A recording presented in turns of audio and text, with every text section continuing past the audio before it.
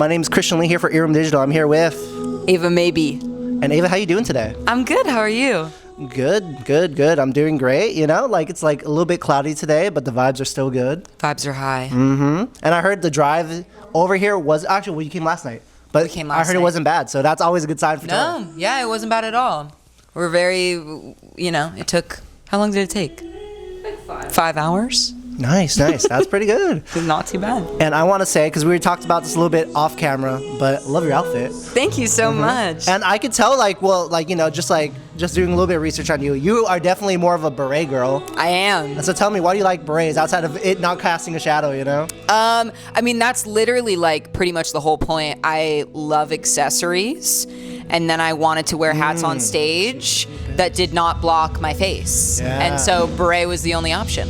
That was it. That makes sense. And tell me, are you your own stylist or? Yes. This is crazy. What inspired this fit? What inspired the fit was, I'm going to be really hot in this. Yeah. But I wear so much jewelry and so much costume jewelry that it like ruins my neck and makes it like blue and stuff. So tonight we're covering my neck, and that is the inspo for this. It makes sense outfit. because I know tomorrow is your hometown show. Yeah. But you've been on tour for a few weeks now, and how's it been? Because you're almost like near the finish line. Yeah, we're almost near the finish line. It's been incredible. It's really wild that it's almost over. But then we play festivals after, so it's not over till it's over. And you said you're playing some festivals. I know you actually started a tour with a festival, and you're basically like ending kind of a festival tour. Because I know, let's see, you started with Bottle Rock. Yep. You're ending basically at like Summerfest, and I guess you're doing Warped Tour too. Yep. Which is that's funny. Yeah, very funny, very excited. Warped Tour. I mean, did you ever go to any of those as a kid? I was a young child, so no. I remember to one when I was younger too, and it's just like crazy. The vibes, even now, I bet are gonna be insane. But like, how does it feel that you're going? Like, they basically brought it back. Yeah, so how does it feel to just perform it at? Like, it's cool. I'm stoked. Shout out Kevin Lineman. I'm very excited. I've always teetered on like pop and rock, so I'm excited that they're bringing more pop artists in. Yeah. I think that's cool. It definitely was very mixed reviews from the public, but we'll see. I'm very excited. And I'm wondering too, because you've done a few festivals, and you just did Bottle Rock a few weeks ago. How was that? Like, what's it like performing at festivals for you?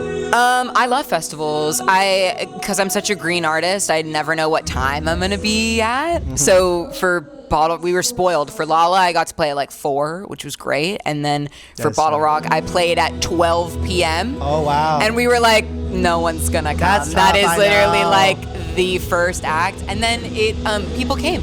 It was insane. It was insane. So we had the best time. Like, we got wine drunk. It was fabulous. Oh, yeah, because that is in like Napa. Napa, yeah. Who was your favorite act that you saw there? Kate Hudson. Kate Hudson played on the same stage as me, so I got to watch a bit of her set, and it was very cool. Very cool. Speaking of cool too, I think your latest project, the EP, is pretty cool. Orange Drive. Thanks. And I can tell your hair. You did dye it orange. Unfortunately, it is what it is. It is fading a little bit. Yeah. But I could tell it was orange. Right on. And I think my favorite songs, obviously, like Gold Star Sticker. And then I think it was really interesting because my favorite song, obviously, because such a bop, is Colors. Oh, right. And you did Colors recolored. Yeah. What was the inspiration behind that? The inspiration was I knew I was going to put out a project, and Colors still really fit where I was at, like with the story of the project. And so, but obviously I've grown, and so is the song. Yeah. So I decided to put out a different version of it. That's cool. And being EP, you kind of have to narrow down to a few songs. Right. Was there any songs that you were like on the fence about? You're like, this might not make the cut, but you're like, you know what? Let it ride. Let's put it on there. You know what? No. Really? You were confident of all of them?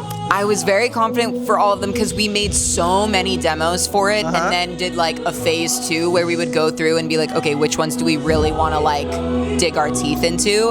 And so for the majority of the demos that we didn't use, we still picked like certain lyrics from it, or like that bridge so everything was technically used in a way. Oh, okay. Reuse, recycle, but still make it all great. Yeah, exactly. That's cool. And I believe because I found out about you through Colors, and I think I found out like on one of my Discover Weeklies, maybe back in like 2022 or something like that. Right on. But then I actually, well, I mean, I went to see the band, but then I was really stoked when you were an opener. I saw you when you were here, like one time in San Diego when you were opening for Lonely the Band. Yeah. Yeah, back in 2023, I think. Like at like the Observatory North Park.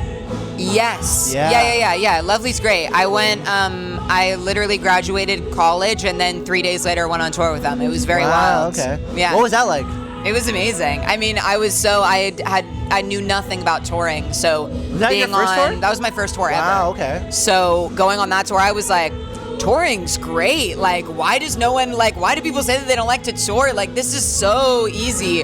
And then I did another tour after that where it was like the same rooms that I'm doing now, and I was like, totally get it. It's a total grind. It is a grind. But you know, you've been grinding for years now, because now you're doing your own headlining tour. Mm-hmm. And how does it feel?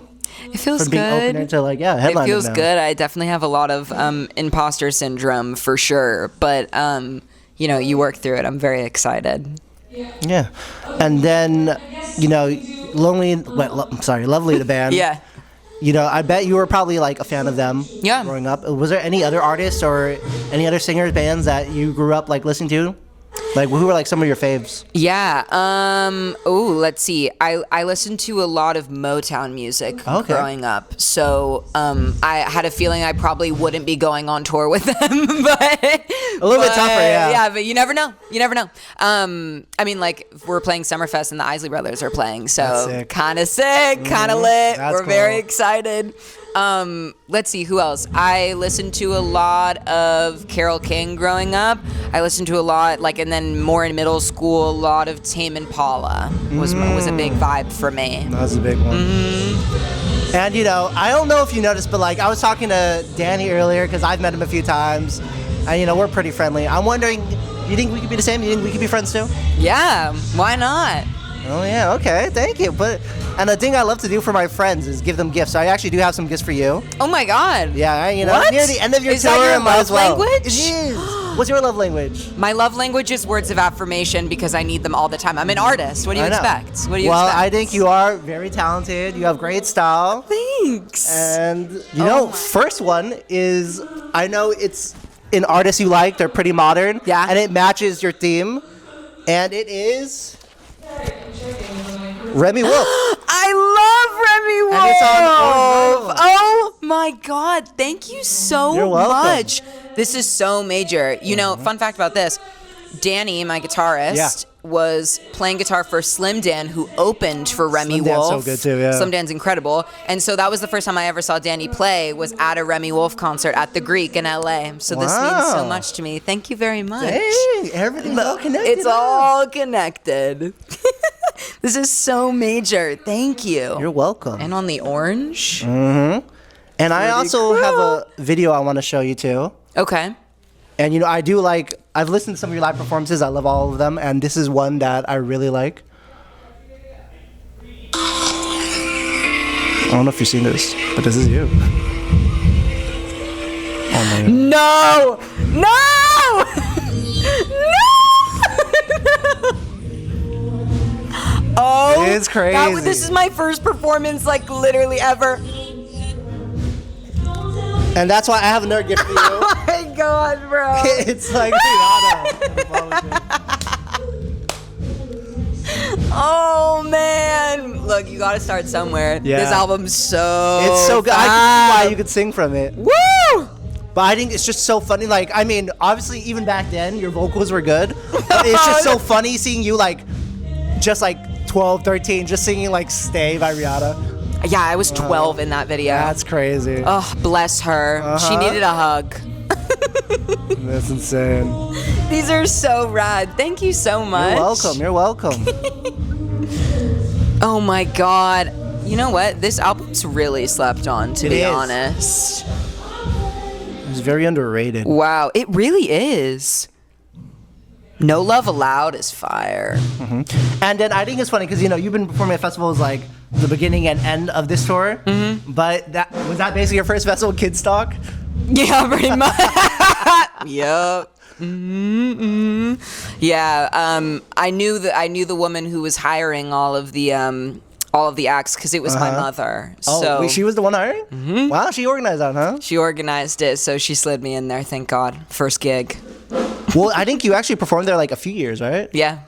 It was I think the first ever performance I did there, maybe I was like 7 or 8, and I sang "Come Together" by the Beatles, a classic. Okay, that's classic. A classic. And then probably that video that you showed me that I can't believe is on the internet. That was next. It is funny. It is funny. Next. Mm-hmm. And I know back in the day too, you know, you used to do like a lot of dancing. Mm-hmm. Like I think tap dancing, ballet, those were a few. And you know, do you think you could incorporate that back in your set? I haven't seen you live, so maybe you do. But no. You're done with Probably the dancing not. part? Now you're all in on singing, huh? Yeah, just on the vocals, but I will say I do dance on stage. It's just it's like not cute. You know what I mean? It's more like because I was trained in ballet, I'm not very free with my movements. They're more controlled. On the stage is a little tougher. A little tougher. So I just dance the way that I would want people to dance in the audience and hope that people get inspired. Because no one dances anymore. No. Everyone's so worried about what the person next to them is going to think. And so I say it every night where I'm just like, please don't worry about your neighbor. Like, have your own experience. Exactly. You know? Who cares about the others? Focus on yourself. You know? And also, no one's thinking fun. about you. That's exactly. also the main thing, right? Like, we're thinking about ourselves all the time, but no one else is thinking about, like, ew, she's dancing weirdly. And if they are, then I don't want to know about it. And then I think my last question for you is, what do I have? What do you have? I guess the last one is because, you know, you said you had a few role models in your life. Obviously, I think your parents, big part, obviously, because, you know, your mom helped you with your shows, and your dad and everything. But also shout out to, you know, like we always got to start from somewhere. Shout out in the beginning, you know, when you were, you know, just aspiring to like just sing more. Shout out to your elementary school music teacher, Ellen, right? Yeah, how do you know that? Oh my God, yes, Ellen. I love her. She's an icon. She retired recently, though. I was very sad. That's sad. How much did she help you?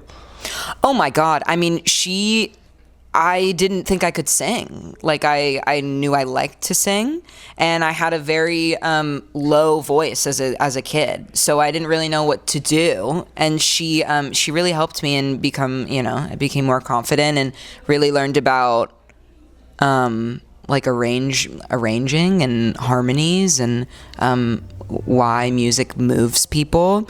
And I love her very dearly, and like she was very strict, but she was a really good mentor for sure. That's so crazy that you know that. Dude, let's get her on the guest list for like the LA show. Give her a spot on the guest list. Put her on there.